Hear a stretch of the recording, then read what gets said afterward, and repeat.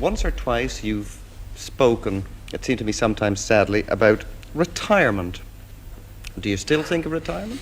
Oh, I wanted to, but I thought about my children. I watched the baby cry another day, and my wife was late giving the baby milk, and the baby raised hell. Ah! Just hollering. Don't know where they're going to get it, but they just expect you to have it. And I looked at about 6 more coming, and I said, 10 years from now, I won't be fighting.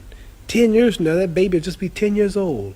And I'll need money. He'll need school books. He'll need clothes, bus fare. And then 20 years from now, my daughter need a house or she'll need a job. And it'll be shame to say, Muhammad Ali's daughter, a waitress in a restaurant. He made all of those millions. Oh, there's his son over there in here. What I'm trying to say, I can earn enough money in 5 years if I invest it and put it up right to take care of my grandchildren. So I wanted to retire, but after I see these children coming and after I see that they're going to have a hard time, maybe they won't be blessed to make it like myself, I can knock out Blue Lewis, I can go knock out Floyd Patterson, I can knock out Joe Frazier, I can come back and knock out and if you get your Irish champion, come knock him out, then I can go back over here and knock some, didn't get too much of a laugh on that, did I? You're in Ireland. Agreed. So what I'm trying to say, if I can save up about $2 million, which is about how many pounds? People. It's almost £1 million. Almost $1 million. It's If I can save up 1 million pounds, then I can relax and go to sleep and retire and don't have to worry about my children, because this is a hard world. Don't nobody give you nothing. You have to work for it. Right? Right. So I'm blessed to be able to beat up everybody. So I want to beat up everybody until I can't beat them no more. If I can go 10 more years, I'm going to keep on doing it. Good.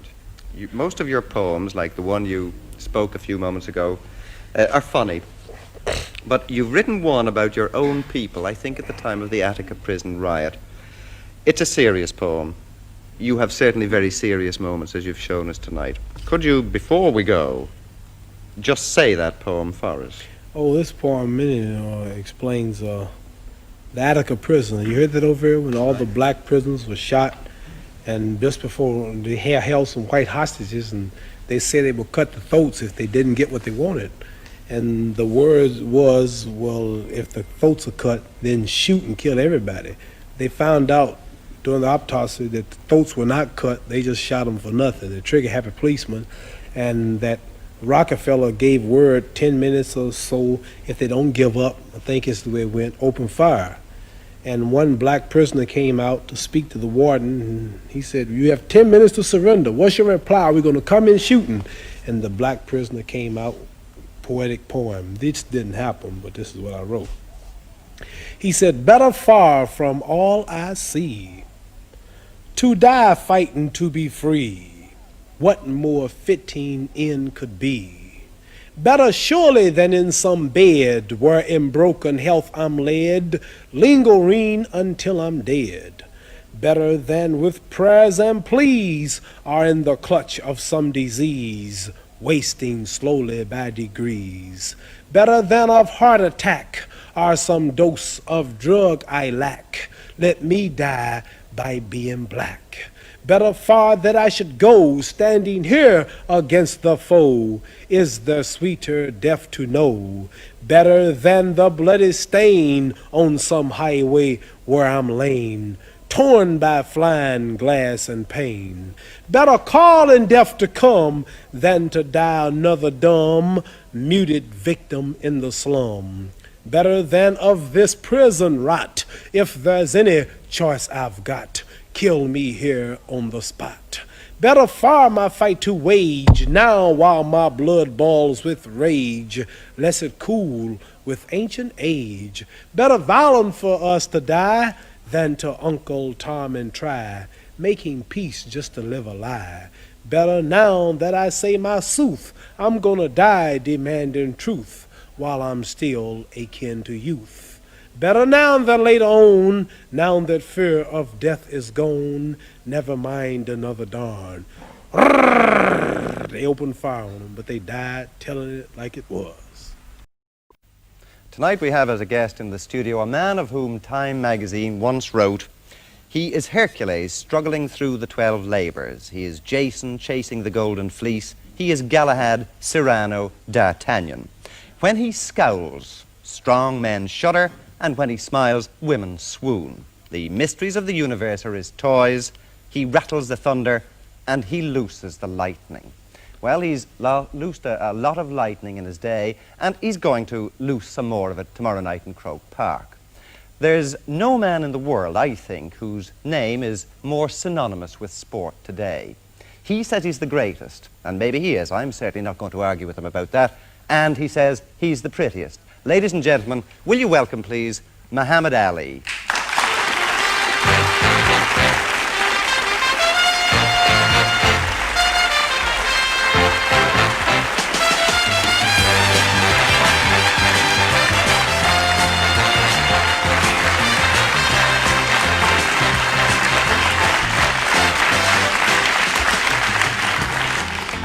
Well, do you think he is the prettiest? No. I didn't say that. I don't know how that got out. I wonder. Muhammad, you certainly look fit. Thank you. Have you been training very hard? Yes, I've been working constantly now since my last fight with Joe Frazier, fighting every other month or two. And I just boxed Jerry Quarry, a top-notch fighter.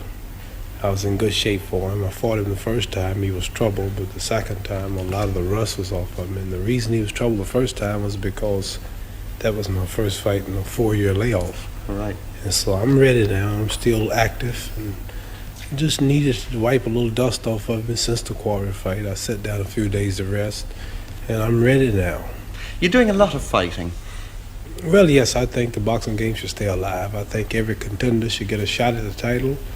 The new champ, Joe Frazier, is not doing nothing, fighting once every 7 months, and fighting people that you could beat. And you can't fight, so You're so right. I have to keep the game alive because I'm the true champion. How do you feel about the fight with Al Blue Lewis? Well, I'm fighting Lewis for one reason, mainly because Frazier won't fight him. George Fulmer, top-notch fighter, won't fight him. Jerry Quarry wouldn't fight him. And with most boxers and managers, this is just a business, and they figure, well, they got a top contender, and he's barely on top, and they don't want to take a chance and lose unless they're paid great. And top-notch fighters fighting Blue Lewis can't receive the proper pay because he's not famous, but yet he's got a chance of beating them, and they have nothing to gain but everything to lose. So I'm fighting him because everybody else is ducking him, and he is a good fighter. Plus, it'll be kind of hard to bring a top-notch, high-ranking fighter here because the price couldn't be put up. So What sort of a chance does he have with you? 2 chances, What are they? slim and none.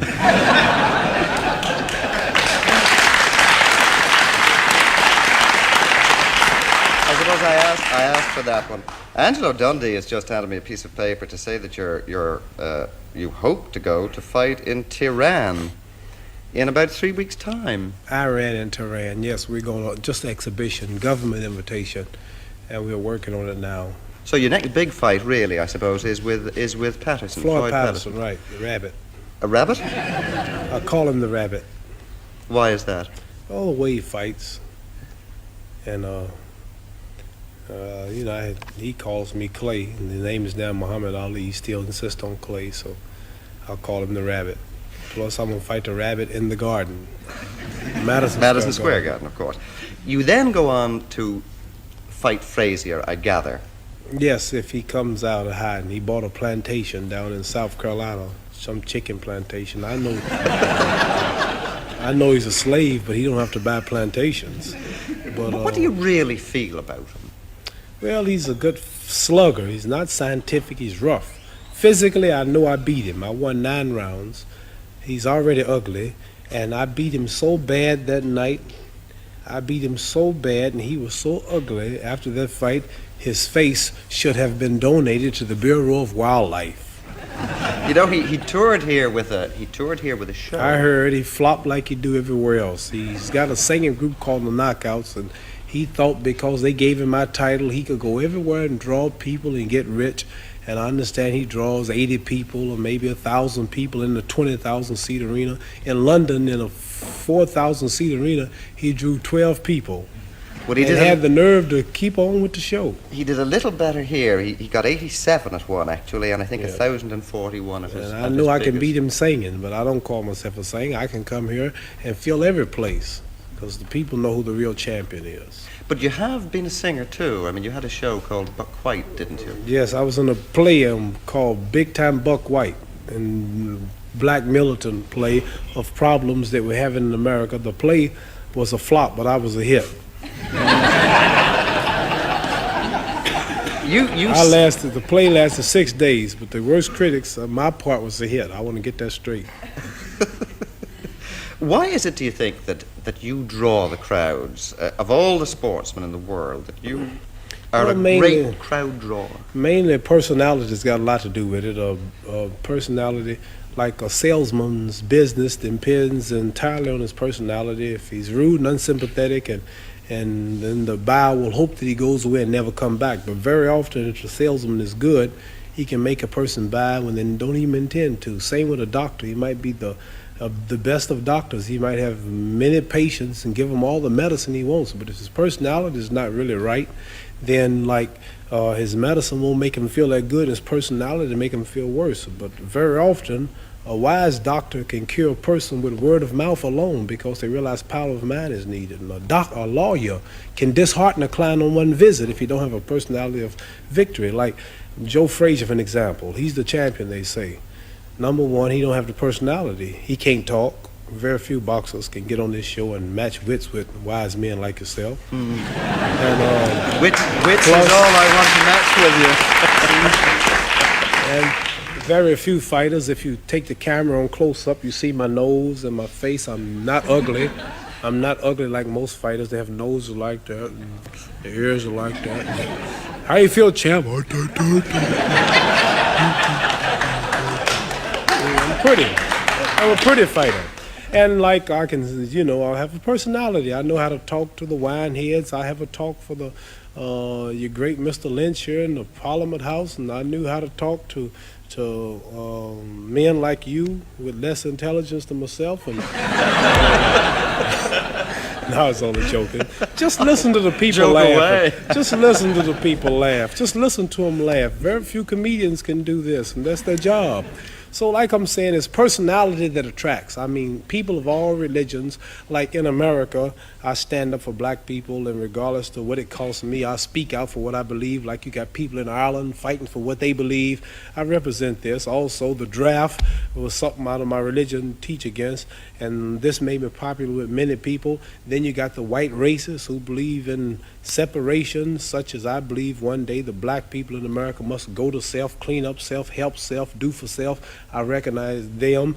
Then you got all the Muslims in Saudi Arabia, Pakistan, Syria, Lebanon, India, all throughout Kuwait, Abu Dhabi, all throughout Libya. They all recognize me because of the name Muhammad Ali. And you add all of this up, all I represent, and then my confidence. I am the greatest. I cannot lose. I'm pretty. And every man believes he's the greatest. Every man would like to be the greatest. Many want to say this, but they fear it. And they see this in myself, and some hate me for it, and some love me for it. So add it all up, and we have a large crowd. Well, Joe Frazier's ugly, he's flat-footed, he can't talk, he can't sing, he can't fight, and no He can't personality. No, he's a slugger, street fighter. Why do you He's think? not, Joe Frazier's not, don't get me wrong, Joe Frazier's good with his stuff, he's not skillful. Joe Frazier's known for taking a lot of punches.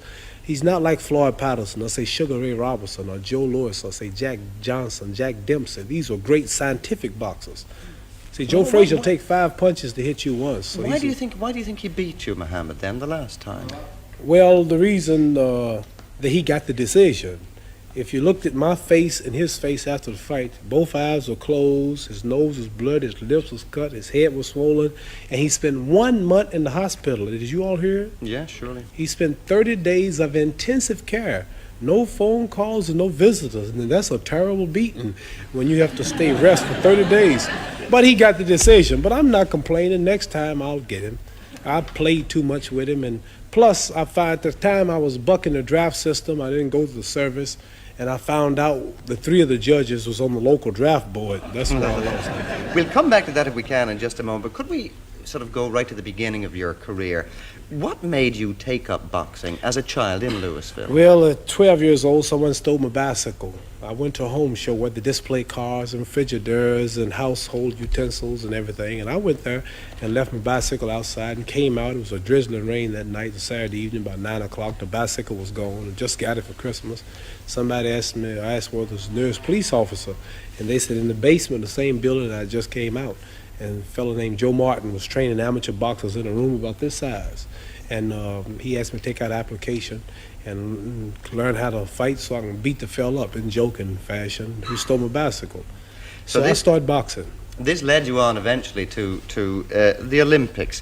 Was this your goal as a child and as a young man? Did you see that the best thing you could ever do was to be an Olympic champion? I knew nothing about Olympics when I started, nothing. I just boxed just to get on the local television show called Tomorrow's Champions. Every week at Saturdays in Louisville, Kentucky, we have a show called Tomorrow's Champions. And you've heard of the Kentucky Derby. Sure. That's where they have the races where I lived. I lived across the street from where they have a race every year. Anyway, I just wanted to get on local television, and I found out how good I was, and I kept on fighting. People say I'm conceited, I talk too much, but they must have pity on me. It's hard to be humble when you're as great as I am.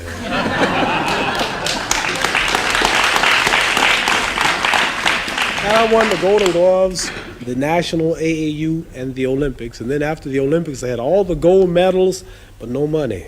So I turned professional. You told a story on one occasion about coming back from the Olympics with the medal. To your own hometown. Did this make you a very big man in your own hometown? Did it completely change your life? Well, made me popular for a few days, but I wanted to do something good with it. So I went downtown. At the time, black people was marching to eat in the white restaurants, and they wanted rights to go where they wanted to. And so I said, I'll take this medal and I'll go downtown and I'll sit down in a restaurant. I got them on the spot now, and then I'll order something to eat.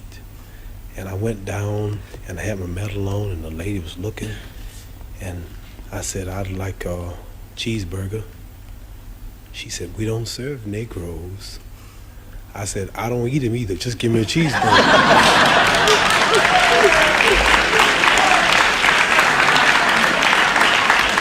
Anyway.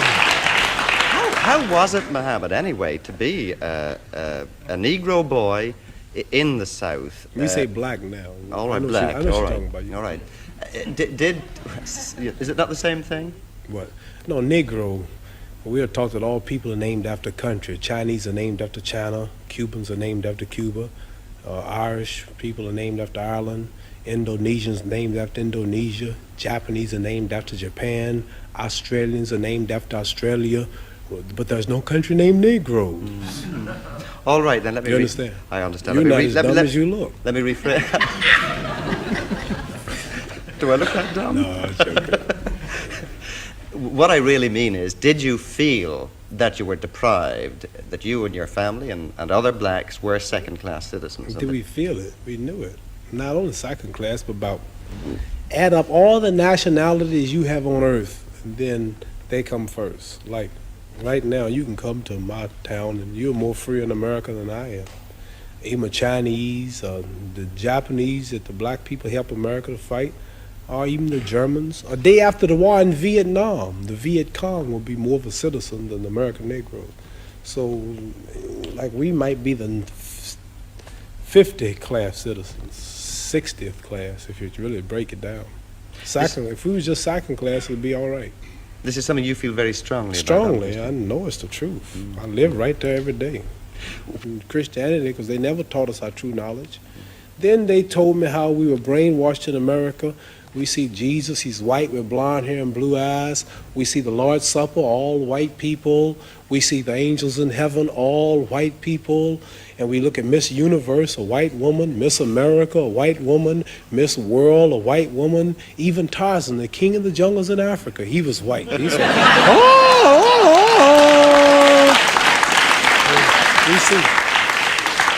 We see a white man swinging around Africa, with a diaper on. He beats up all Africans and break the lion's jaw. And then the Africans been in Africa for centuries. But he can't yet talk to the animals. But Tarzan, all of a sudden, some goat raised him up and he can talk to the animals. So I'm just showing you how the black man in America has been whitewashed his mind. And then we look at the good cowboys, they rode the white horses, and the president lived in a White House. They got TV commercials, White House cigars, White Swan soap, King White soap, White Cloud tissue paper, White Rain hair rinse, White Tornado Flow Wax, White Plus toothpaste. The president lived in a White House, and the angel food cake was the white cake, but the devil food cake was the chocolate cake. Everything good was white. And when I heard this, I said, boy, this is the truth. So our religion teaches us the knowledge of ourselves, the knowledge of our culture, the knowledge of our history, makes us want to be with our own, marry our own, live with our own, clean up ourselves, do for self, quit forcing ourselves in white neighborhoods, but clean our own neighborhoods, makes us proud, makes us identify with our own brothers throughout the world. And after I heard this, being an intelligent man, then like I'm not only a winner in boxing or my stand on the draft. You yourself have some little white blood in you. Yeah, what are you saying? You feel totally Negro, or do you feel black? Yeah. Well, nobody is really totally. Like Chinese are yellow, they say, but they're not really yellow. They say you white. Well, give me something white. You don't look white. Here's white. See, this is white. You're not white. You kind of pinkish. Okay. You're not white. See, that's white. Right. So I'm not black, but I'm considered black. But as far as the blood is concerned, some people say, you talk so bad about us in America. You have white blood in you. How did I get white blood in me? Well, you know, way back 100 and something years ago, the old slave master's wife used to get tired, and he would sneak back in old Granny's shack. And old Granny had big hips, and she was pretty and had a big breasts and big legs, and she was strong. She worked all day to clean up the white lady's house, raise the white lady's babies, and the old white lady was tired and weak, and old black slave was back there all strong, and he would slip back at night and close the door, and you know what he would do? I can guess. You can guess what he would do, and then here come me, half black.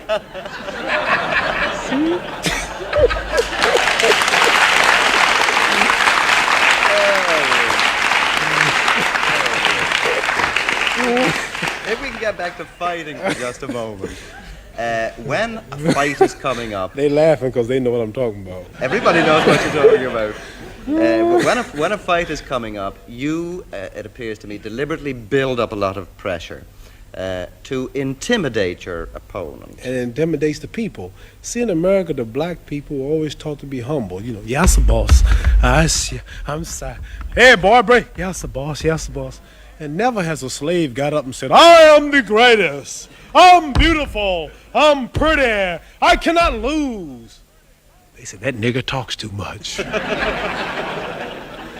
The nigger needs a good whooping, and they pay money to see me beat. And I go to the bank laughing, 100,000, 200,000, 300,000.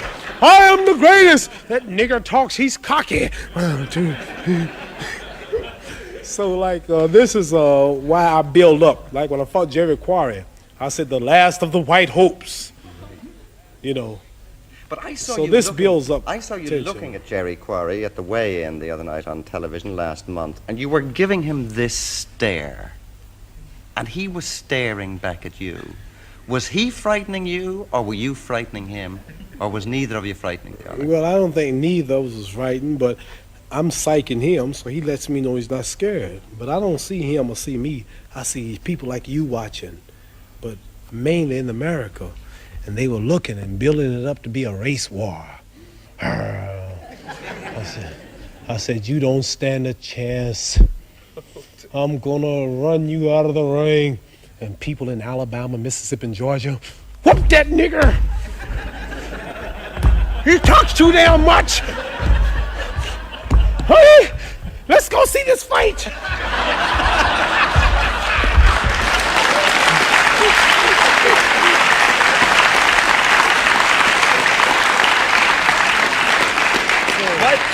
I don't really hate nobody, but people are so small-minded, it's easy to lead them. You know how you ever see the wrestlers? How there's always a good wrestler and a bad one.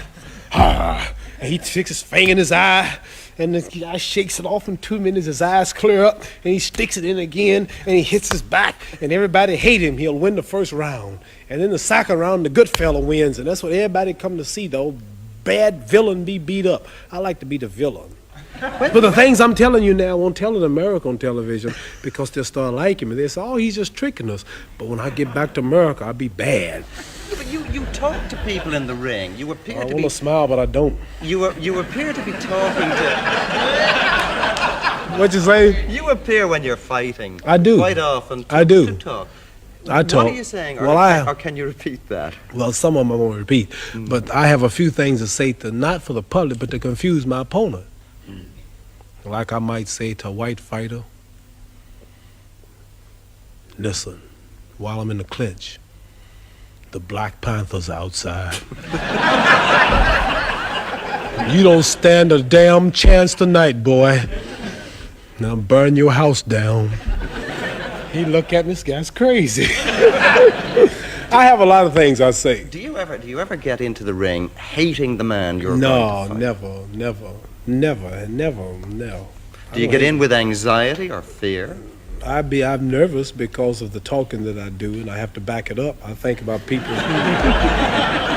I'm on a hell of a spot. I'm on a heck of a spot. Can you imagine Blue Lewis whooping me? I Frankly, couldn't go back no. to America.